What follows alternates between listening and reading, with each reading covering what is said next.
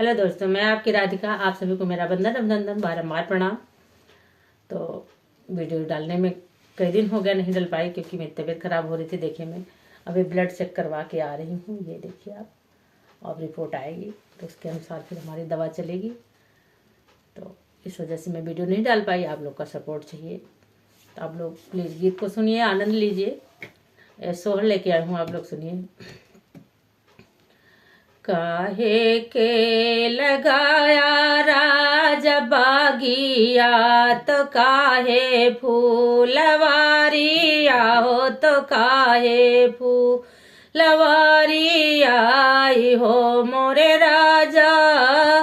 काहे लाया मोरे गमानावा हो, सिधारा माँ दुबानावा हो, सिधारा माँ दुबानावानु हो मोरे राजा।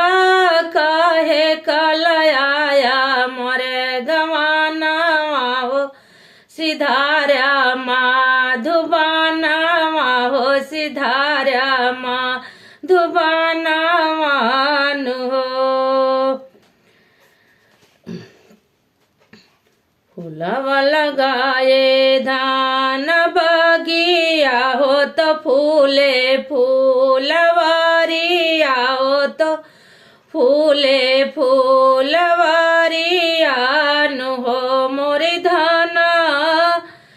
बेलसई कलाए हैं गमानावा हो, सिधारे माँ दुबानावा हो, सिधारे माँ दुबानावानु हो।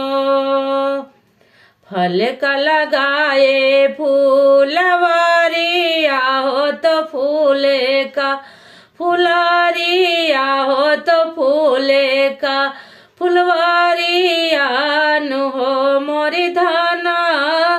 बेलसई कलाए तोरा गवानावा हो, सिधारे माँ दुबानावा हो, सिधारे माँ दुबानावानु हो।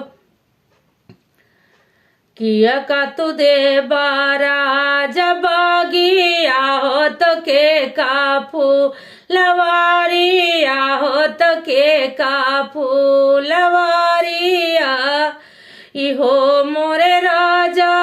के का तू देबा मोरे उमारिया हो, सिधारा माँ दुबानावा हो, सिधारा माँ दुबानावानु हो मोरे राजा। किया का तू देबा मोरे उमारिया हो, सिधारा माँ दुबानावा हो, सिधारा माँ दुबानावानु हो। माई का दे धान बागिया हो, तो बापाई फुलवारिया हो, तो बापाई फुलवारी आई हो मोरी धाना।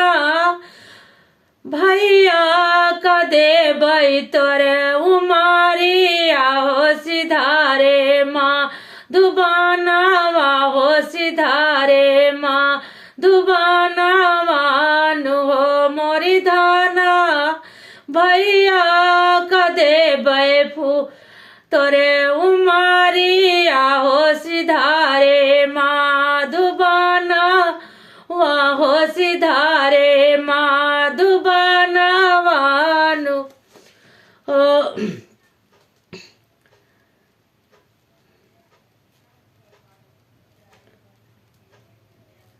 केवट बिना होके वाटा के निनाइया होके रे घाट लागी हाई होके करेगा टेलागी हाई हो मोरे राजा।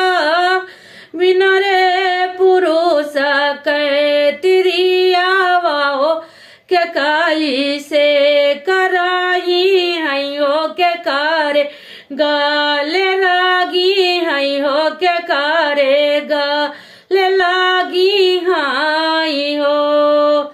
बिना बिनर के वाटा के निनाई आहो के कर घाट लागी हई हो के करे घाट लागी हाई हो मोरे राजा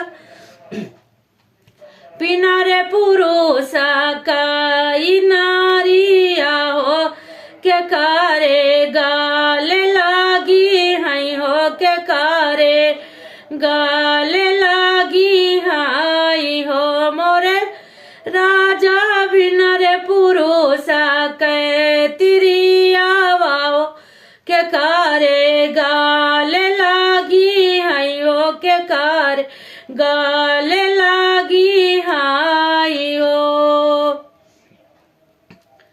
बिना हो के वाटा के निनाई आहो के कर घाट लागी हई हो के करे घाट लागी हाई हो मोरे राजा बिनर पुरुष के तिरिया वाहो के करे गाल लागी हई हो के करे गाल लागी हाई हो काहे के लागा राजा बागी आहो तो काहे फूलवारी आहो तो काहे फूलवारी आनु हो मोरे राजा